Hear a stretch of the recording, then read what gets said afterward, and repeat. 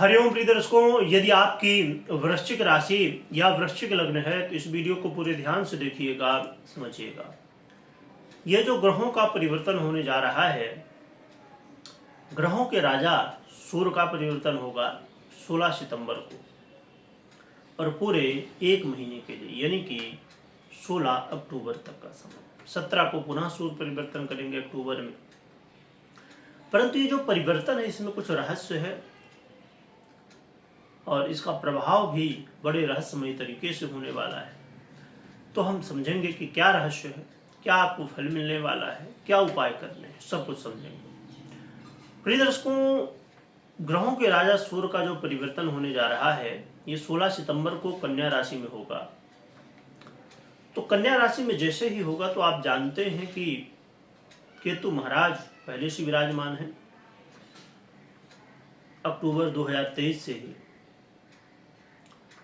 तो यहां पर नॉर्मली है कि ग्रहण योग का निर्माण हो जाएगा, परंतु ये ग्रहण योग का जो निर्माण होने वाला है इसमें कुछ परिवर्तन होगा, क्योंकि हमें सामने से देखने में मिल रहा है कि भाई ग्रहण योग यानी कि दुर्योग बनने जा रहा है, जो कि सूर्य पीड़ित होंगे और पीड़ित एक तो केतु के साथ होंगे इसलिए हो जाएंगे, और राहु की भी दृष्टि होगी क्योंकि मीन में राहु है, तो ये भी समस्या है। परंतु यहां पर स्थितियां 23 सितंबर से बदल जाएंगी। 23 सितंबर को स्वयं राशि के अधिपति बुध आ जाएंगे कन्या पर, तो इससे बुधादित्य योग का निर्माण हो जाएगा जो कि राज योगों में से है। परंतु इसमें रहस्य ये है कि आप ये सूत्र तो बहुत आसानी से जानते ही होंगे, यदि जो इसमें थोड़ा सा दिलचस्पी रखते हैं, देखते हैं, समझते हैं, कि राहु और केतु जिसकी राशि में बैठते हैं उसके राशि पति के अनुसार ही उनको फल देना पड़ता है। तो केतु मजबूर होंगे बुध के अनुसार फल देने के लिए, क्योंकि स्वयं भी बुध आ जाएंगे, राशि में तो है ही है, बुध खुद आ जाएंगे यहीं पर। इसलिए बुधादित्य योग का जो प्रभाव है वो बहुत बढ़ जाएगा और ग्रहण योग का प्रभाव उतना नहीं प्राप्त हो पाएगा। परंतु कोई भी योग हो वो बन गया तो उसका प्रभाव तो मिलता ही है, भले कम हो जाए, ये भी बात का ध्यान रखिएगा। क्योंकि कई बार जैसे आप देखते हैं कि, और यही चीज बाद में फिर कहीं ना कहीं बाद में समझ में आती जब हमारे साथ घटता है। अब जैसे एक बड़ा ही प्रचलित योग है मांगलिक, है ना, तो जब आप पंडित जी को दिखाते हैं और विवाह नहीं हो रहा होता है, दिखाते कि भाई विवाह नहीं हो रहा है, क्यों नहीं हो रहा है, तो पंडित जी बताते हैं कि वही कुंडली मांगलिक है इसलिए विवाह में थोड़ा देरी हो रही है। परंतु कुछ कुंडलियों में मांगलिक कट रहा होता है शनि आदि ग्रहों से या अन्य स्थितियों से। तो समझिए कि यदि कोई भी योग हो, हम खाली मंगलिक की हमने चर्चा की, पर कोई भी चाहे राजयोग हो चाहे दुर्योग हो, दोनों आपकी कुंडली में यदि वो बन रहा है, भले कट रहा, तो उसका प्रभाव कहीं ना कहीं दिखेगा। अच्छा होगा राजयोग होगा तो अच्छा प्रभाव मिलेगा, बुरा होगा तो दुर्योग बुरा प्रभाव मिलेगा। परंतु वो प्रभाव तो मिलने वाला है, ये चीज दिमाग में बैठा लीजिए। क्योंकि मैंने बहुत, ये खाली ऐसा नहीं है, देखिए दो चीजें होती, ये चीजें कब समझ में आती हैं जब आप प्रैक्टिकली देखते हैं। जब आप कुंडलियों को बार बार देखेंगे ना तो आपको ये चीजें समझ में, हाँ ये जरूर होता है कि कई बार जब कोई योग बनता है, राजयोग हो या दुर्योग हो, उसका प्रभाव उस समय नहीं दिखता है।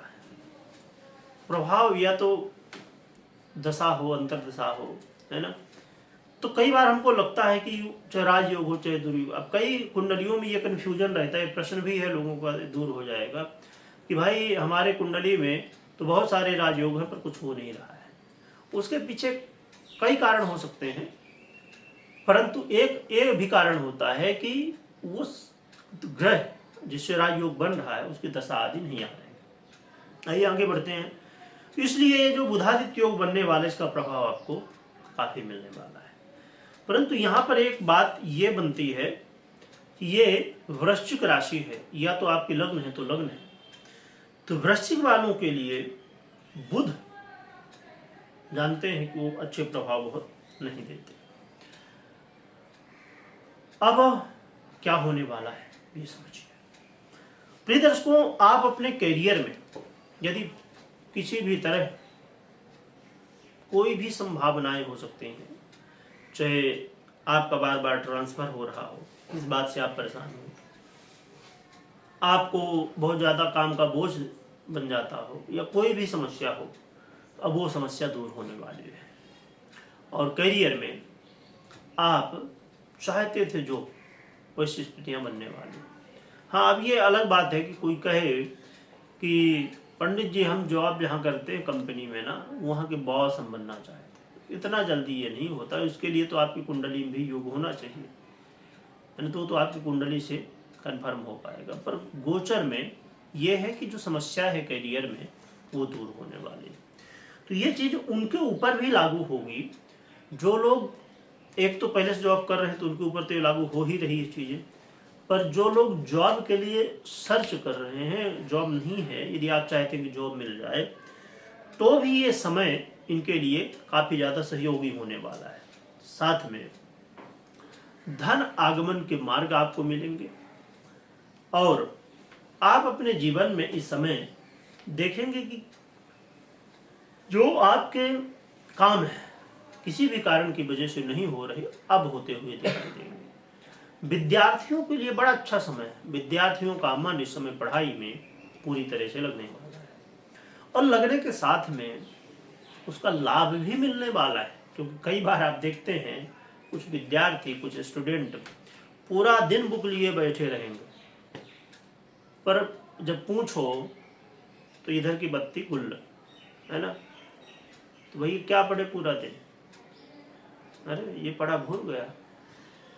तो पढ़ाई का मतलब, और वहीं पर एक विद्यार्थी दूसरा है जो 1 घंटे पढ़ रहा है, 2 घंटे पढ़ रहा है, परंतु उसको सब चीजें दिमाग में है, और जब उसका एग्जाम का समय आता है तो उस समय वो लिखता है।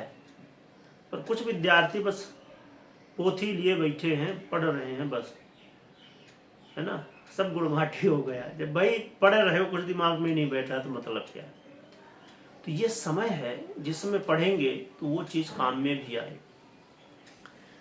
और जो लव पार्टनर है उनके लिए थोड़ी सी स्थितियां, पूरी तरह तो नहीं, बेहतर है, पर थोड़ी सी स्थितियां ये होंगी, थोड़ा गुस्सा आना, थोड़ा अपने आप में ईगो आ जाना कि भैया नहीं, मैं हूँ सब, है ना।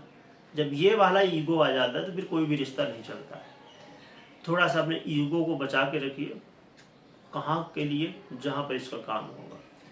रिश्तों में ईगो लाएंगे तो फिर प्रॉब्लम खड़ी होगी, तो ईगो को थोड़ा संभालिएगा। जो लोग लॉटरी, जुआ, सट्टा, इन सब चीज़ों में विश्वास रखते हैं, धन कमाना चाहते हैं, उनके लिए ये मौका, और साथ में खराब भी है। कैसे? इस समय आपकी कुंडली में यदि पंचम भाव, और भी कई स्थितियां होती हैं, क्योंकि अब जैसे शेयर मार्केट के लिए देखें, या लॉटरी के लिए, जुआ के लिए, सबके लिए अलग अलग कई सारी स्थितियां होती हैं। यानी शेयर मार्केट में यदि जन्म कुंडली में आपके शेयर मार्केट में स्थितियां बेहतर हैं, परंतु कुछ गोचर काल की वजह से समस्याएं आ रही थी, तो ये समय होगा जिस समय अचानक लाभ मिल सकता है, परंतु बड़े सावधानी के साथ बढ़ना होगा। क्योंकि यदि कमी कुछ रह गई, उसमें समस्या होगी, है ना। तो आप कहेंगे ये बात तो बस वहीं फंसी रह गई। फंसी नहीं रह गई, क्योंकि कई बार क्या होता है कि हमें नुकसान ही नुकसान होता है, पर कई बार हमें लाभ भी होता है। इस चीज का ध्यान रखिए। साथ में देखा जाए तो आप अपने जीवन में ये देखेंगे कि बैंक बैलेंस जो है, देखिए 2 तरह की स्थितियां होती हैं। एक तो पैसा कमाना, और दूसरा बैंक बैलेंस बढ़ना। इस समय बैंक बैलेंस बढ़ेगा। अब बैंक बैलेंस का मतलब ये नहीं खाली जो बैंक है उसमें बढ़ेगा। बैंक बैलेंस का मतलब है, अब समझिए कि आपने कोई प्रॉपर्टी ली है, जमीन ली है, ऐसी कुछ स्थितियां बनी कि जिसकी वजह से वो प्रॉपर्टी महंगी हो गई, तो आपके बैंक बैलेंस में वृद्धि तो है, भले वो जमीन के रूप में हो। यानी कि कुछ न कुछ ऐसी स्थितियां बनने वाली हैं इस समय कि आपके वेल्थ में कहीं ना कहीं इंक्रीमेंट दिखेगा। तो ये कुछ स्थितियां हैं, ये लाभ हैं, कुछ सावधानियां हैं जो कि आपको रखनी है। और अब हम उपाय की बात कर लेते हैं। तो उपाय के लिए सबसे सरल साधन है कि एक तो भगवान सूर्य को अर्घ दीजिए, दिनचर्या को बेहतर करिए, और दूसरी बात, नित्य प्रति जितना हो सके भोलेनाथ की आराधना करिए। और भोलेनाथ की आराधना में सबसे सरल है ओम नमः शिवाय, ये खूब जप करिए। तो जितनी ज्यादा भोलेनाथ की आराधना करेंगे उतना ही ज्यादा कल्याण होने वाला है। कोई महत्वपूर्ण निर्णय ले रहे हैं तो पहले जन्म कुंडली को देखिए, उसमें विश्लेषण करिए और फिर आगे बढ़ सकते हैं। वीडियो देखने के लिए बहुत बहुत धन्यवाद।